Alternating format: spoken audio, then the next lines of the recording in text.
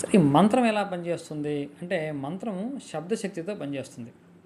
ఇక్కడ నీకున్న భక్తికి దీనికి సంబంధం లేదు. మరి భక్తి అని సంపూర్ణంగా నీకున్నటువంటి ప్రేమ భగవంతుడికి ఎంతవరకు నువ్వు సరెండర్ చేసావు, శరణాగతి చేసావు, దాన్ని బట్టి వచ్చే ఫలితం అది. ఇక్కడ మంత్రం అయితే శబ్దం బట్టి నీకు ఆ ఫ్రీక్వెన్సీ, ఆ ఎనర్జీ ఆటోమేటిక్గా వస్తుంది. ఇక్కడ దేవత, ఆ మంత్ర దేవత అని ఉంటారు. ఈ దైవము మంత్రాధీనం అని మనకు శాస్త్రాలు చెప్తున్నాయి కదా. కాబట్టి ఆ మంత్రానికి అధీనమై ఉంటుంది. ఆ మంత్రాన్ని ఇన్నిసార్లు జపం చేయాలి, చేస్తే సిద్ధిస్తుంది, ఈ విధంగా చేయాలి, ఈ సమయంలో చేయాలి, ఈ విధంగా పురస్చరణ చేయాలి అని దానికి ఏదో కొన్ని నియమాలు ఉంటాయి. ఆ నియమాలు పాటించిన ప్రతి ఒక్కరికి కూడా అది ఖచ్చితంగా సిద్ధిస్తుంది. ఎందుకంటే ఇక్కడ ఆ దేవతకి నువ్వు మంచివాడా చెడ్డవాడా, దీనికి మంచికే ఉపయోగిస్తావా చెడ్డకు ఉపయోగిస్తావా, ఈ చర్చ అనవసరం. నీకు ఏ ఉద్దేశం ఉన్నా సరే మంత్రం చెప్తే అది నీకు వచ్చి తీరవలసిందే. మంత్రంలో ఉన్నటువంటి ప్రత్యేకత అది. అంటే అది ఎలా పనిచేస్తుంటే శబ్దం ఆధారంగా పనిచేస్తుంది. సరే ఇంకొంత లోతుగా సైంటిఫిక్గా మనం ఆలోచన చేస్తే అది ఎలా పనిచేస్తాయి అంటే ప్రతి శబ్దానికి కూడా ఒక శక్తి ఉంది. ముందు ఇది ఇంపార్టెంట్. సరే ఈ శక్తి మనకు ఒకటి కావాలి. ఉదాహరణకు మనకు ఒక బుద్ధి శక్తి కావాలి, మనకు సరిగ్గా బుద్ధి పనిచేయాలి అనుకోండి. ఈ బుద్ధిని ప్రేరేపించేటటువంటి ఒక దేవత, దానికి అధిష్టాన దైవం ఉంటారు, అదొక శక్తి. మనలో అన్ని రకాల శక్తులు ఉంటాయి, ఈ విశ్వంలో అన్ని రకాల శక్తులు ఉంటాయి. ఈ విశ్వంలో ఎన్ని రకాల శక్తులు ఉన్నాయో మనలో అన్ని రకాల శక్తులు సంపూర్ణంగా ఉన్నాయి. ఇది అందరూ తెలుసుకోవాలి. ఈ విశ్వానికి ఒక మినియేచర్ లాంటి వల్ల మనం, అంటే ఒక స్మాల్, ఒక రెప్లికా. విశ్వం ఏ విధంగా, విశ్వంలో ఉన్నటువంటి శక్తి సంపూర్ణంగా ఏదైతే ఉందో అది మన అందరిలోనూ ఉంది. కానీ ఎక్కువ తక్కువ ఉండొచ్చు. ఒకటికి ఎక్కువ బుద్ధిశక్తి ఎక్కువ తక్కువ ఉంటుంది. ఇచ్ఛాశక్తి, జ్ఞానశక్తి, క్రియాశక్తి, ఈ మూడు అందరిలోనూ ఉంటాయి. చూడండి, ఈ త్రిశక్తులు, త్రిమాతల యొక్క శక్తి. అదే బ్రహ్మ, విష్ణు, మహేశ్వరుల శక్తి ఏంటి? సృష్టి, స్థితి, లయములు. మన అందరిలో కూడా సృష్టి శక్తి ఉంది, స్థితి శక్తి ఉంది, సంహార శక్తి కూడా ఉంది, అంటే లయం. అంటే లయం శక్తి లేకపోతే మన రోజు నిద్రపోలేం. క్రియేటివ్ ఎనర్జీ లేకపోతే నువ్వు వేరే వాళ్ళకు సంతానాన్ని ఇవ్వలేవు. సంతానమే కాదు, సంతానం ఇవ్వనంత మనకు క్రియేటివ్ ఎనర్జీ ఉండదని కూడా చెప్పలేం. నువ్వు ఒక ఆహారం తింటే అది నీలో ఒక నీ శరీరంలో మారింది అంటే నీలో క్రియేటివ్ ఎనర్జీ ఉన్నట్టే. స్థితిశక్తి అంటే నువ్వు ఆలోచన చేస్తున్నావు, నువ్వు ఉన్నావు అంటే స్థితిశక్తి ఉన్నట్టే.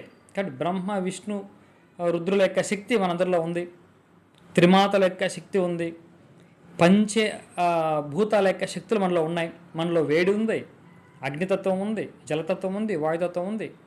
అంతేనా, మనకు మనస్సుకు ఆలోచించే శక్తి ఉంది, బుద్ధికి విచక్షణ శక్తి ఉంది, నా చేతులు కదిపే శక్తి ఉంది. ఎన్ని శక్తులు ఉన్నాయి నాలో? నేను తింటే అరిగించుకునే శక్తి నా పొట్టకు ఉంది, గుండెకు ఇట్లా పంపింగ్ చేసే శక్తి ఉంది, మెకానికల్ ఎనర్జీ, ఎలక్ట్రికల్ ఎనర్జీ, ఈ శక్తులు అన్నీ నాలో ఉన్నాయి కదా.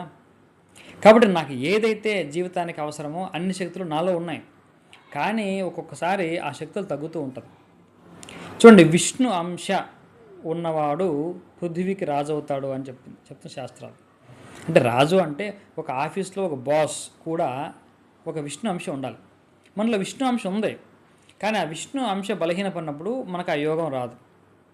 ఇప్పుడు ఆ అధికారం కావాలంటే ఏం చేయాలి? మనకు విష్ణు అంశాన్ని పెంచుకోవాలి. విష్ణు అంశాన్ని పెంచుకోవడానికి మంత్రాలు ఉన్నాయి. ఆ మంత్రం చెప్తూ ఉంటే మనలో ఉన్నటువంటి విష్ణు అంశ ఆటోమేటిక్గా పెరుగుతుంది.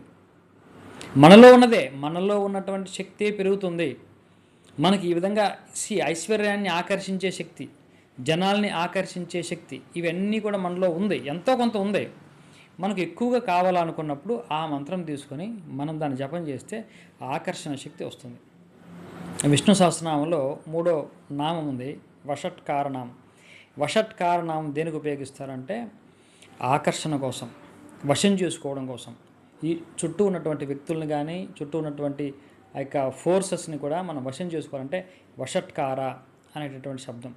వషట్కారాయ నమః అని జపం చేసి చూడండి, మీకు చుట్టూ ఉన్నటువంటి వ్యక్తులు, పరిస్థితులు వశమవుతాయి. అంటే ఇది వశీకరణ అంటే ఇంకో రకమైన రకరకాల క్షుద్ర విధులు ఉంటాయి. అటువంటి వశీకరణ కాదు, సాత్విక విద్యలు ఇవన్నీ కూడా. వశీకరణం అవ్వడం అంటే మీకు అనుకూలంగా స్పందిస్తూ ఉంటారు అనేది అర్థం. అంతేగాని మీరు ఇలా కన్నిసూపు చూస్తే ఏదో జరిగిపోతుందని కాదు ఇక్కడ. కాబట్టి ఇవన్నీ కూడా మనలో ఉన్నటువంటి శక్తినే ప్రేరేపణ చేస్తూ ఉంటుంది. మనలో ఉన్నది కాబట్టే, లేని శక్తి ఎక్కడికి రాదు. కాబట్టి మంత్రం వల్ల, ఆ సౌండ్ ఎనర్జీ వల్ల, ఆ సౌండ్ ఫ్రీక్వెన్సీ వల్ల మనలో ఉన్నటువంటి శక్తి జాగృతం అవుతుంది. అంతేకాకుండా యూనివర్స్లో కూడా అదే ఎనర్జీ ఉంది కాబట్టి యూనివర్స్ని కూడా మన శక్తి ఇన్ఫ్లుయెన్స్ చేస్తూ ఉంటుంది. కొంతమంది మంత్రశాస్త్రవేత్తలు, కొంతమంది ఋషులు, సిద్ధపురుషులు కళ్ళు మూసుకొని ఎవరైనా ఏదైనా మంత్రాన్ని జపం చేస్తూ ఉంటే వాళ్ళ చుట్టూ ఉన్నటువంటి ఆరా చూసి ఏ మంత్రం అతను జపం చేస్తున్నాడో చెప్పగలిగేటటువంటి స్థితి వీళ్ళకు ఉంది. అంటే దాని అర్థం ఏంటి?